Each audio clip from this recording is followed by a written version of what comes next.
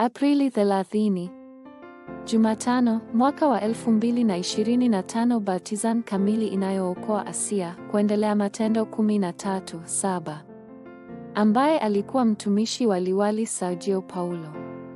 Yule liwali, mtu mwenye akili, aliwaita Barnaba na Sauli kwa sababu alitaka kusikia neno la Mungu.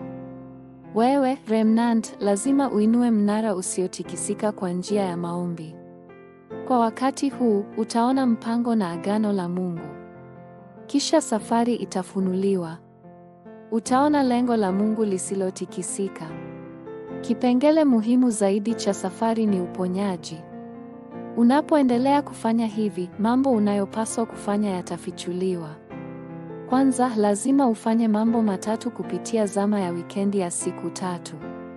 Unapochunguza afya yako, lazima uangalie kile unachokula, kufanya mazoezi na kuingia katika maombi pamoja na kupumua kwa kina ili kuokoa ubongo wako na afya yako. Ndipo utagundua vipaji vyako. Ni lazima upokee baraka na nguvu za kiroho ndani ya utimilifu wa neno na majibu ya maombi. Pili, lazima utengeneze kumbi 3. Paulo alipotengeneza ukumbi wa mataifa, Mungu aliufanyia kazi.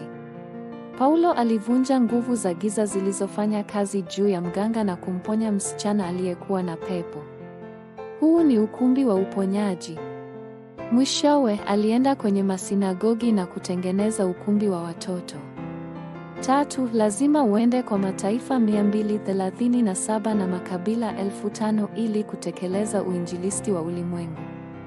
Lengo la Mungu ni wewe kuwainua maofisa wa makanisa ya makabila mbalimbali na kisha kuinua timu inayofanya uponyaji.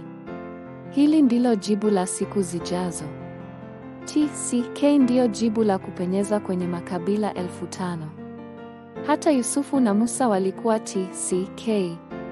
Kwa hivyo, lazima uinue mnara usiotikisika katika shule yako kwa ajili ya uinjilisti wa ulimwengu. Ombi la agano. Mungu Baba, tafadhali inua mnara usiotikisika katika shamba langu la shule. Katika jina la Yesu Kristo ninaomba. Amen.